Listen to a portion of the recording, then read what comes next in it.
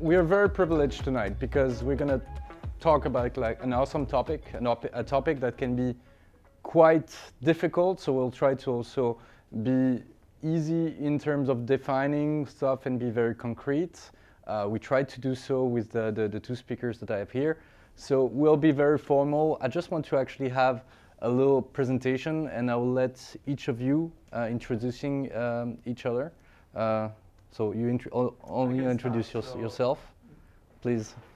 Thanks. So Ghazi Benamor, I'm in charge of partnerships at Zama. My career has been in engineering, where I've been working on cybersecurity. Then I moved to the dark side of the force, finance and strategy, and now I'm back into a startup that does homomorphic encryption. I'll tell you more in a sec.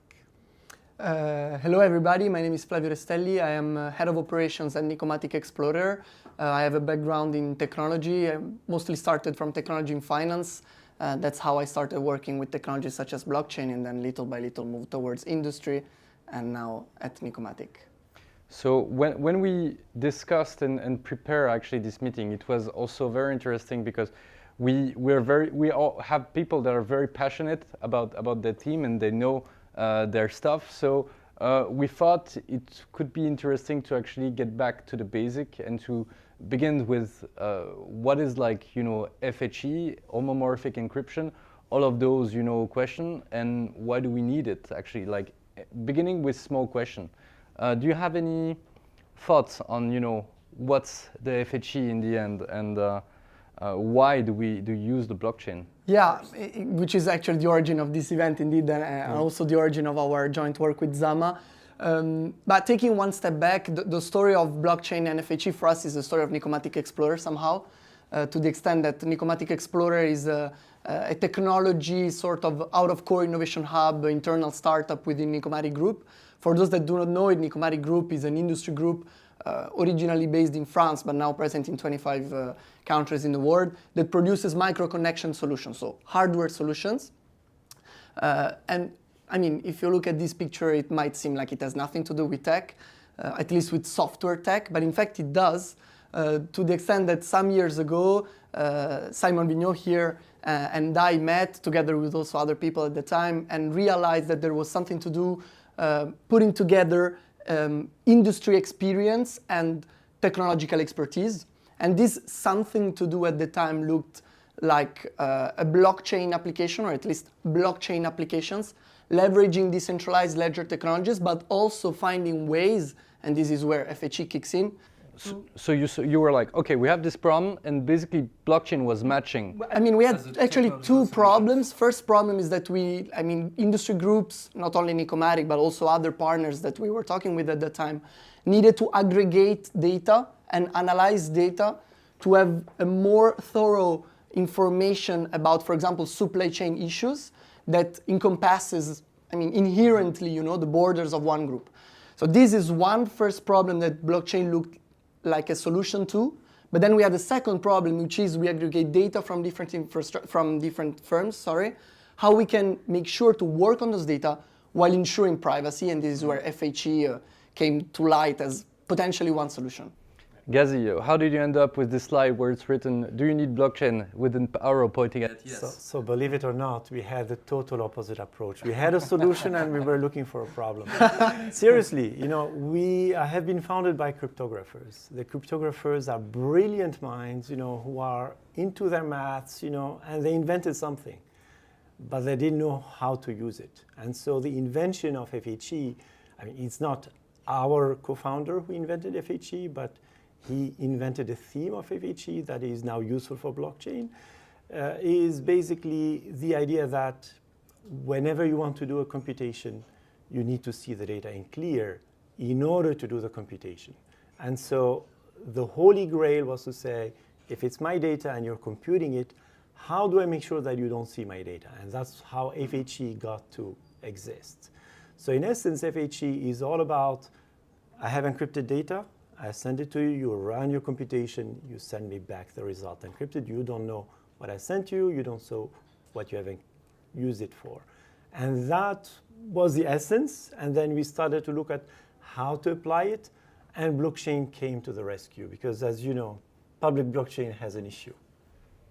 And I think that's a nice actually ball for you to actually catch, because you said that you've been very inspired by the stock of Zama, and basically also your blockchain work actually was you used the stock of what they did. Can you actually explore a little bit this? Absolutely, yeah. As I said, I mean, we started from this double issue. We need to aggregate data, and we need also to work on this data in a confidential way. So, public blockchain is something that has been around for a while. Also, it's something that I personally and other people from the team I was already working with. So it looked like a clear solution. But then we started looking for a solution to combine to blockchain on the privacy side, and we explored many. FHE is not the only one that we assessed, but FHE looked like the most mature and at the same time most complete solution to technologically allow this computation.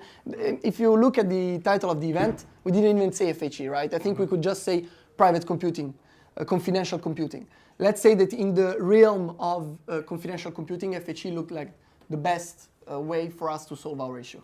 And I mean, when it comes to the combination of FHE and blockchain, I'm not even sure you have competitors, do you? Not yet. So, I mean, Zama was, a direct choice. So, a direct choice. So, you see the need for blockchain, you see the need for transparency for those data, and what is the need actually for FHE that you find into like the concrete use case? So, when you said that you were looking for a problem actually to solve, how did like the industry and the problem that you were looking for? It's a step by step, right? So before, if you like, the public blockchain, the way it works is you have validators. So think of it as entities that have a smart contract to execute a program. So they take inputs, they compute the program, and they compare it with each other. And if they agree that the computation is correct, they put it back in the blockchain. And that's great because now there is transparency. Everyone sees what everyone else is doing, and they are confirm that whatever is on the blockchain has been properly computed. Mm-hmm. The problem is that everyone knew what was computed. And so this is where FHE got adapted to the blockchain, where the validators now take encrypted inputs. They still execute the same smart contract. They get encrypted output. They put them in the blockchain. They just don't know what they've computed on. And so now, obviously, blockchain solves a lot of problems, and what we needed was problems where the blockchain was needed, so multiple parties that don't necessarily trust each other, that's a public blockchain, but also that have confidential data that they don't want to share with each other, and that's the FHE. And this is where we had the great chance of meeting Nicomatic, because the supply chain is one of these things where people need to collaborate, right? Absolutely. It's a little bit crazy when you think of it, that the solution or the problem actually came out so late in the game. Big companies obviously don't want to share the business secret. You talk about eventually also the alternative. We don't want to talk about too much about the alternative, but long story short, how do you explain that this problem was kind of solved only in 2024, now that the Bitcoin is hitting 100K, and and it's been 10 years. But how those? But confidentiality is a big team, and yes, this enables a concrete solution for that. Plus also this kind of business impediment of you need to be able not to share too much of your data to your competitor or to whomever may be in business or whomever may be looking at you. How did we end up solving this kind of too late or so late? Because the technology wasn't there. So the way people were solving the problem, it's a problem of trust, right? Today you trust your bank with your data, so you give it all your data and Quick question, who trusts their bank? they know everything about you. Let's put it this way, right? It's your personal data. They know where you spent, what you spent. And so the same can be, you can solve these confidentiality problem by saying, I trust this entity, I'll give it all my data. Everyone will give it all the data, they'll process it. But there is still a trust assumption, and the trust assumption at the national level, you can say the government is the trusted entity. When it's beyond that, competitors, etc., it's a lot harder to achieve. And so the truth is, companies have been operating in silos, and they were sharing as little as possible until, they would only share because the regulators force them to, because their clients force them to, or because they don't have any other choice.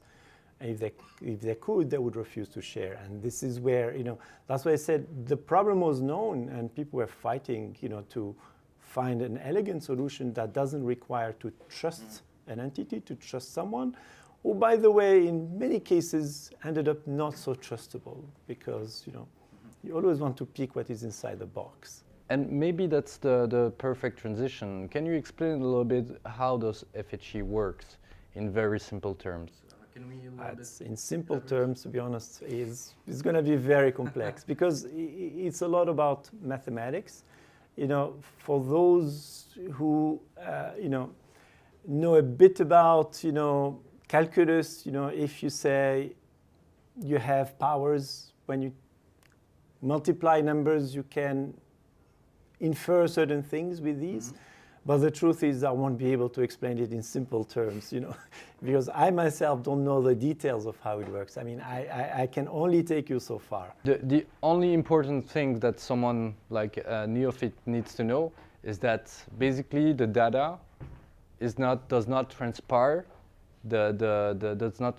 like from one person to another, because it's encrypted, and it's never decrypted. It's never decrypted, and it can be computed encrypted, which is kind of, So like the real point. You don't have to decrypt it. Actually, our motto is no one should care about privacy, not because privacy is not important, but because we're there to abstract the complexity of encryption and make it easy to manipulate and use encrypted data without having to decrypt it.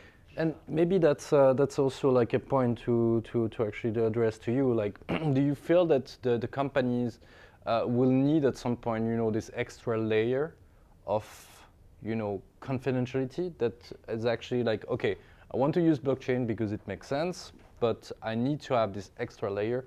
That's where FHE comes in, and where Nicomatic also can also apply this layer, for example? Absolutely. I mean, let's say, for example, when you asked him how come that we arrived so late, to this solution, if I tell the story from the point of view of a corporate, for a while we didn't even have the full problem yet, because, decentralized infrastructure is something kind of new. Before decentralized infrastructure, trust assumptions were just the normal line, right? Like everybody was just referring, trusting intermediaries, trusting trustees, both when it comes to money and when it comes to data. It's only when money started being and data started being decentralized that we asked ourselves, how can we both at the same time benefit of decentralization and also privacy?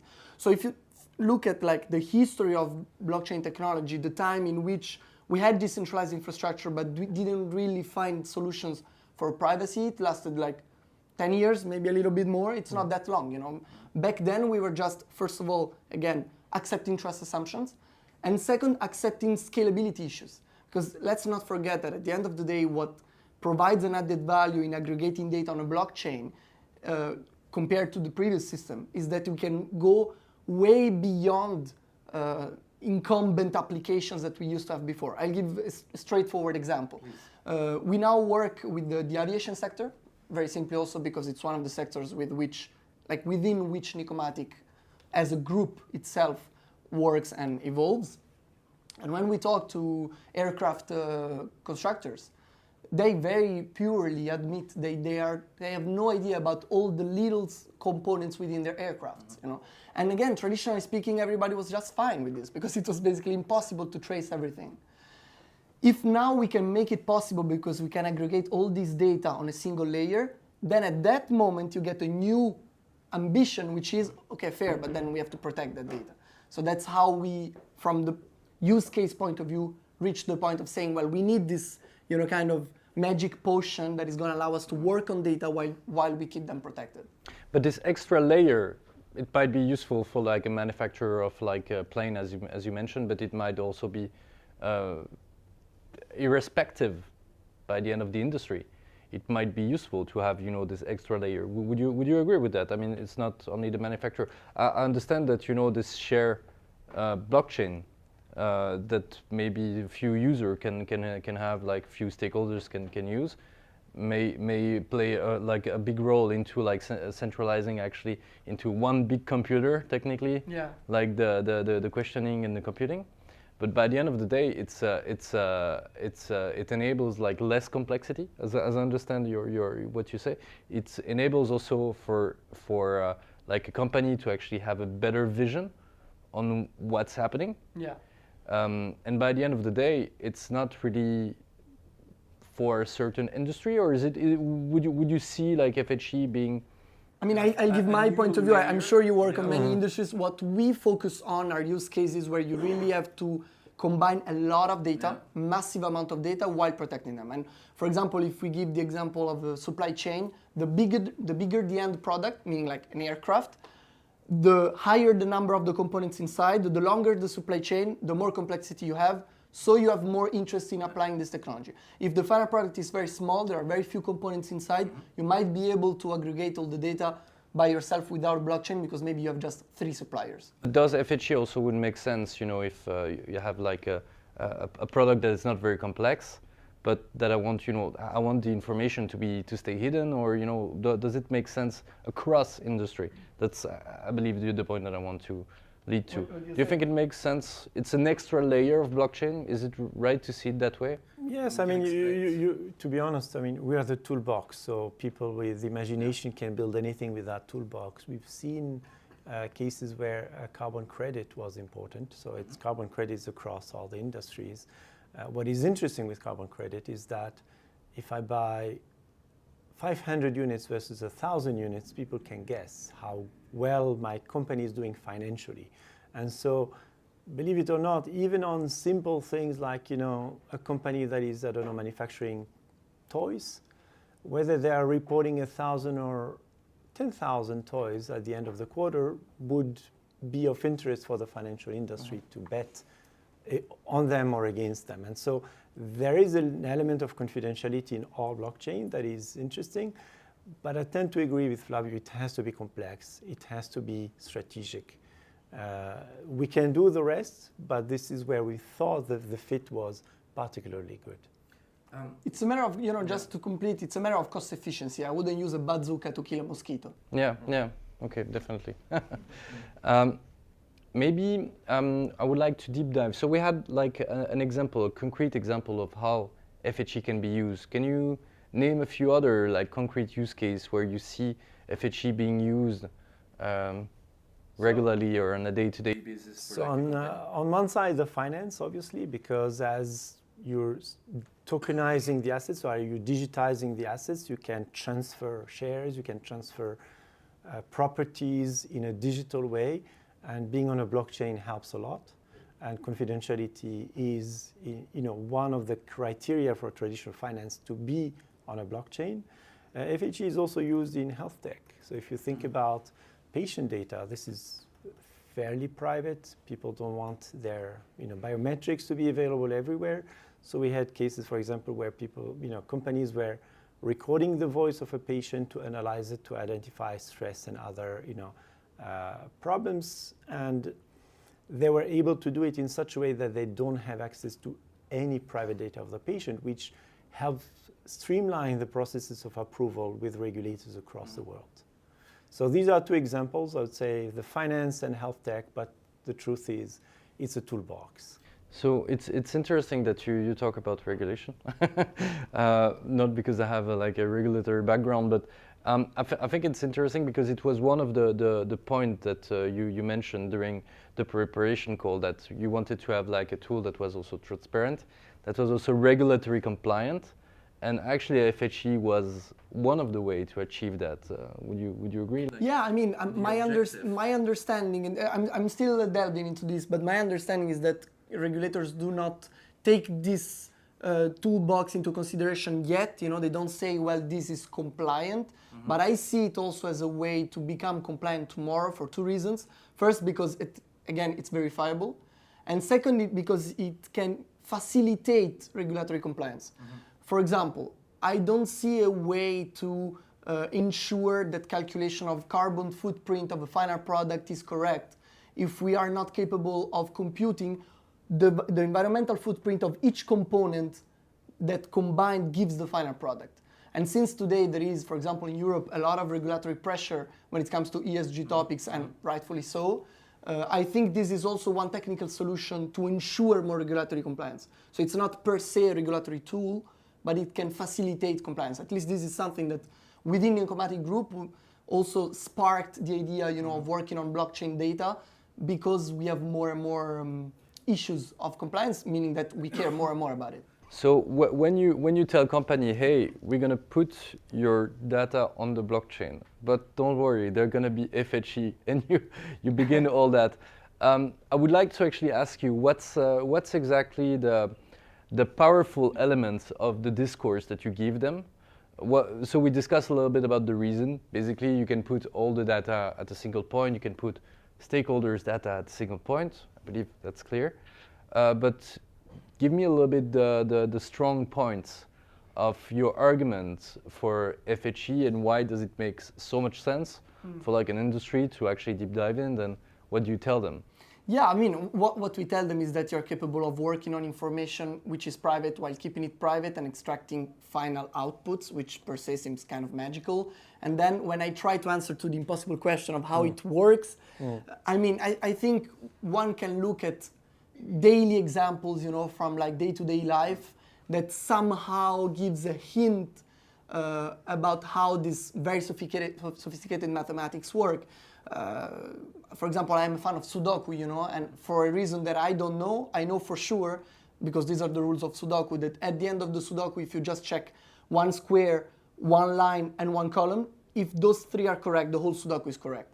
Don't ask me why, I don't know, but I'm sure that's mathematics that someone much smarter than me created, and these are, I think, little examples that you can take from daily life that can help people to understand that in this science of number that we don't need to grasp entirely, there is something very powerful that, if properly managed, can be applied to, corporate applications. But we get the question a lot. So, in terms of FHE, it's not a technology that is built in the corner and no one knows about it. It's actually publicized in research papers. So cryptographers and mathematicians have looked at it.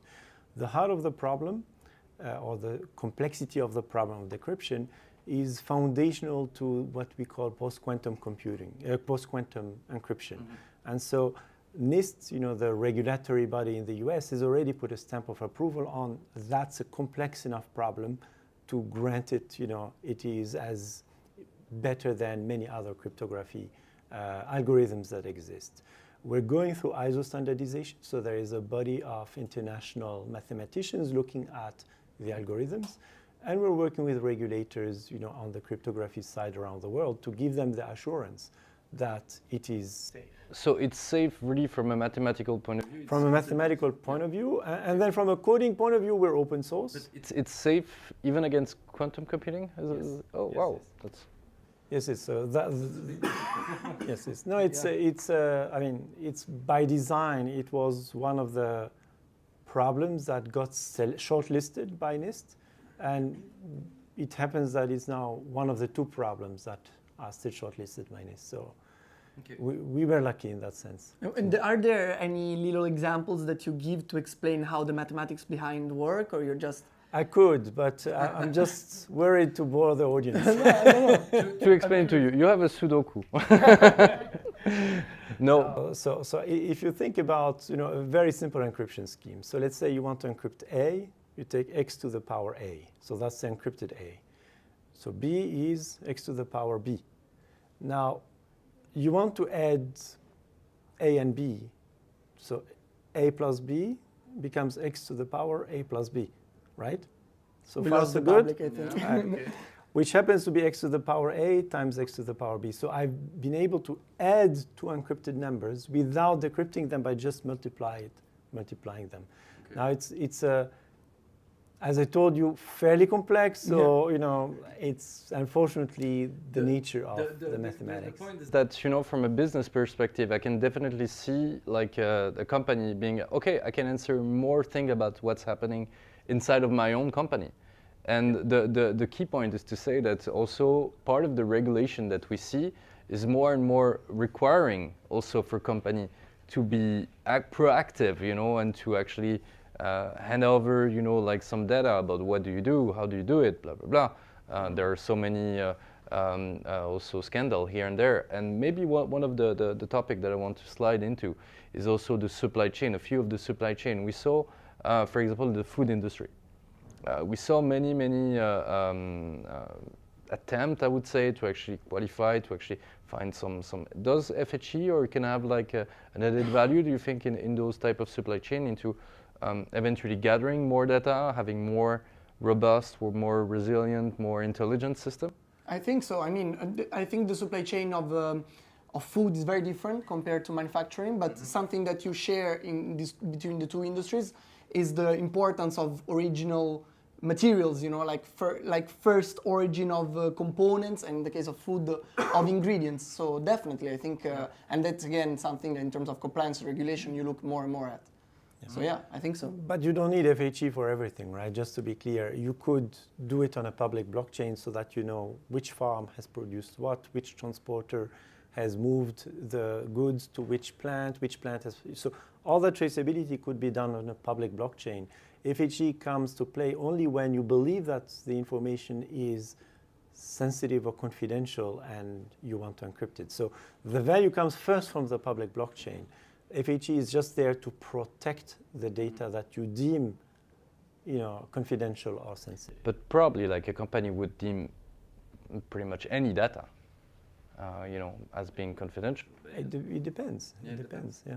But in the case of verification of origin, though, I think origin is not always something you want to disclose on any. True. I would like to actually discuss also the question of.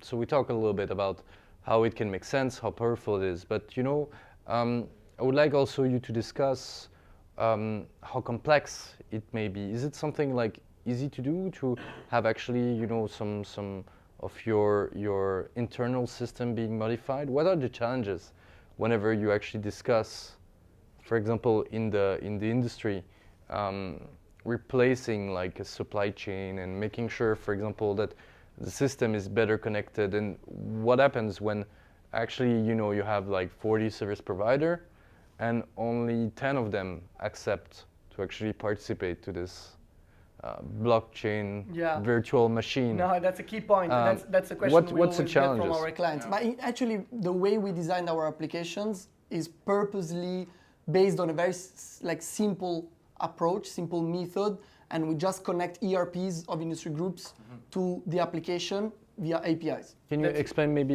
ERPs? I'm not sure if it's like. Let's say that each group, to make it very simple, each group, each firm has a sort of internal computer that manages all the data, and we don't want to change the structure of that computer. We just want to connect that computer to the application through an API, so through a sort of like software bridge, and that's it. Because we don't want to, we don't want to go home to people and be like, no, you're going to change your house. We just want to create a telephone so that they can communicate with someone else. It's much easier. And do you have any takes on that? So, what are the challenges really that you face whenever? So, the explanation to be honest, it's more the clients that the problems that our clients face. It's rarely a technological problem. The technology itself is relatively simple to integrate into blockchain.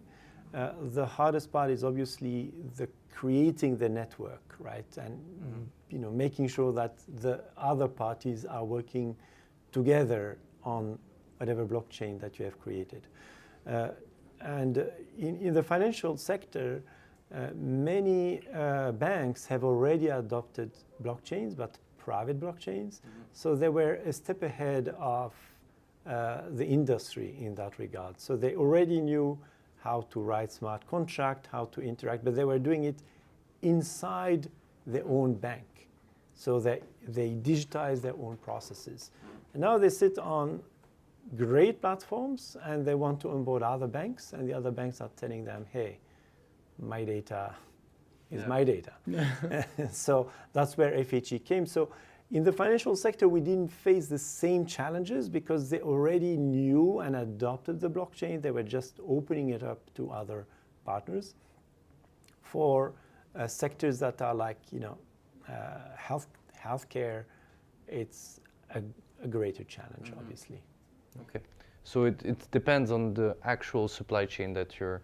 But I was wondering, like a very concrete thing, like is it a problem if only half of my supplier wants to actually play, the game of being onboarded or having like a blockchain, or can you actually have like a two-step or like a first mini step into this and then gradually, explore more and more this use of blockchain and FHE, for example, in this industry? That for us is clearly one challenge because again, like we started from the need of aggregating data from different firms, but you need in the first place the firms providing the data. If they don't want to play the game, you're not going to steal the data. So that's definitely one challenge. I think each application works differently. Each applications are different, can propose different incentives, to different groups for them to interact or not. In some cases, it's harder. Something we are thinking about right now is a system of, we say, datanomics, which, without delving into the technicalities, would basically compensate the provision of data with an actual financial remuneration. Okay. Can you deep dive a little bit into that? Yeah, but let's take again the supply chain, different components coming from different suppliers. You want to connect all of them so that the final product has all the data inside. But you need the suppliers to play the game. Of course, everybody's going to also benefit from the system because everybody's going to get the data from before. But those that are at the end are going to have a lot of interest, and those that are at the very beginning are going to have very small interest. So, there is a sort of asymmetry of incentive. So to compensate this, you can set up a remuneration system, because after all, the blockchain is also a payment network. So you can leverage that part and remunerate, like pay the data, create a sort of data market where those that are at the bottom, that most of the time are those that ask for data coming from the top, are also paying for those data. And that's also interesting because it's going to give you a marketing topic when you try to convince new groups to get plugged, but also like conceptually it's something very powerful because it creates new businesses potentially. It opens up like new market opportunities to give value to something which is data that we are collecting more and more. I think by now in 2024 everybody knows that data is a value. I think this is something that maybe 10 years ago was less clear. Today it's clear. It's harder to understand how to sell something valuable. I think there is still like all the business models are not clear. And I think that's also part of the perspective. What do you see? So whenever like listening to actually Flavio, what are actually the perspective that we can have if we actually accumulate all the data and we're able to actually compute them in this like in this confidential environment?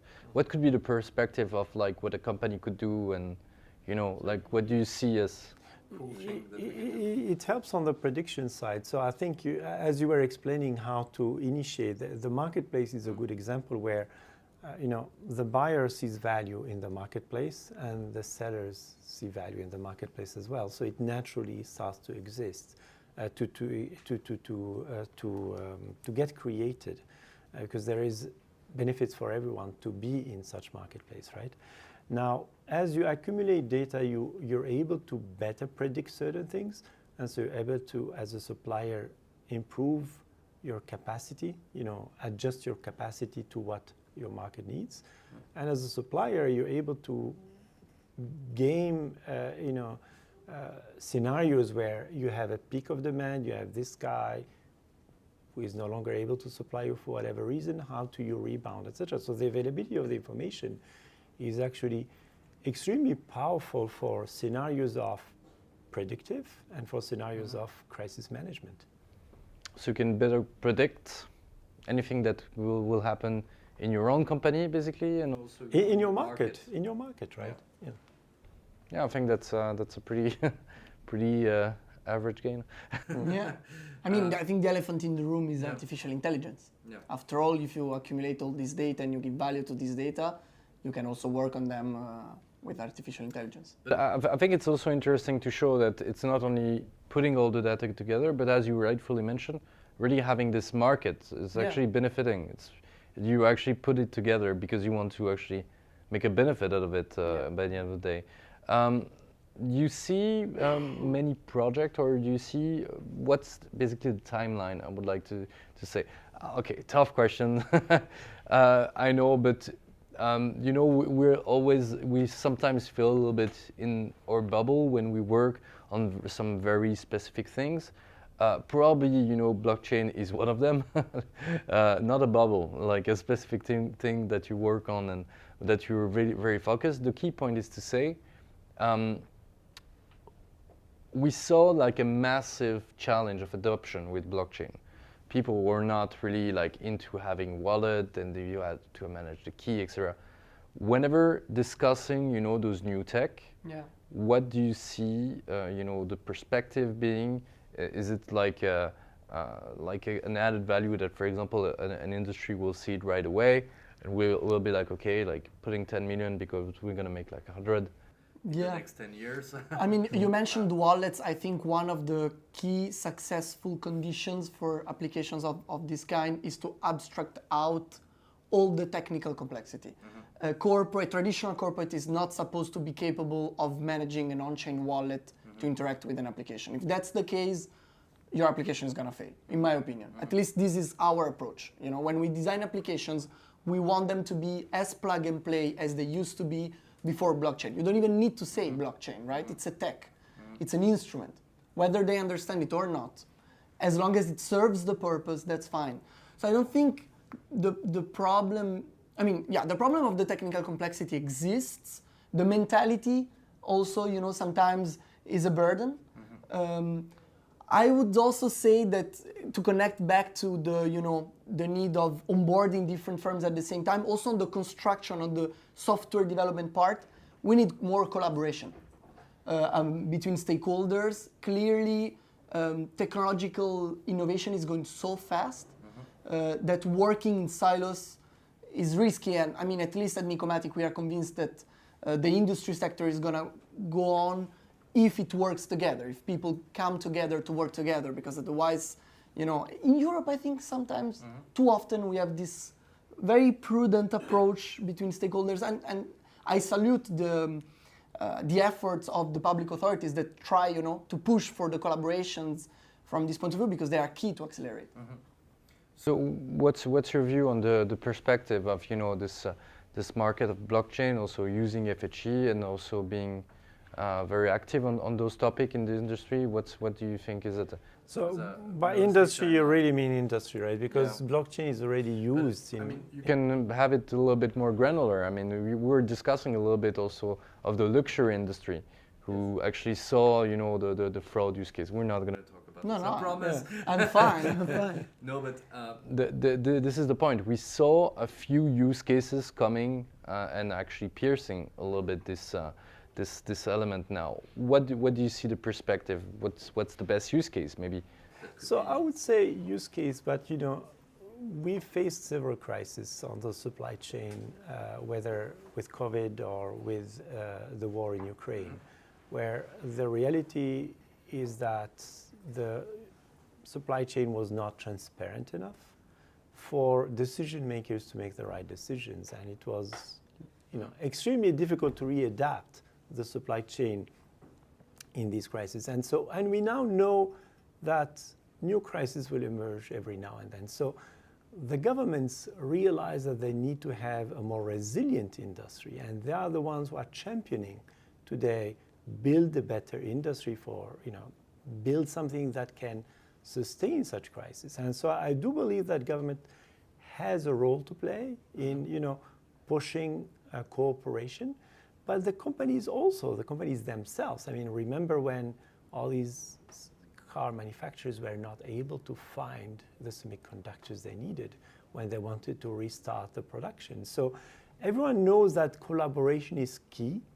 and whether when you're and so I do believe that blockchain is the perfect solution to solve such problems. And so in industries like aerospace, where it's even more critical than before, I do believe that the actors, the players in that field realize that they have to be better.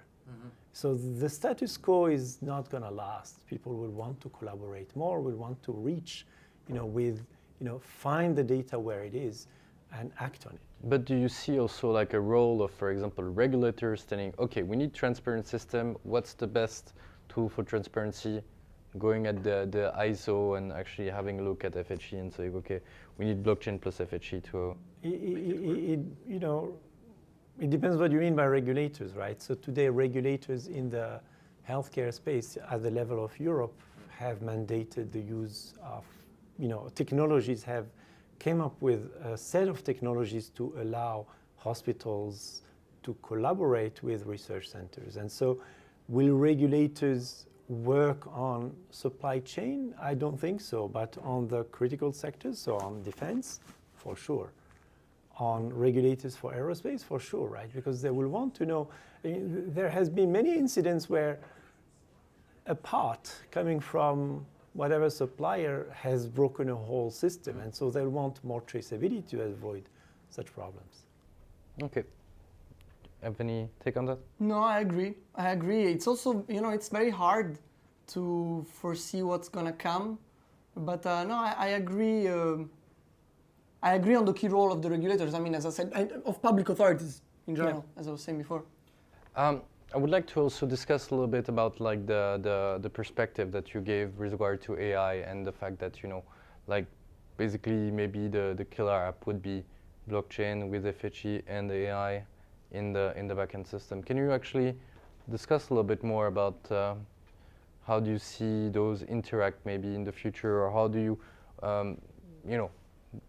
what can you actually propose in terms of using AI, for example, in combination with blockchain, FHE, and all that? Yeah, I mean, if we do the 1, 2, 3 step again, step 1, we need to aggregate data from different firms, blockchain. Step 2, we need to make sure they stay private, this information.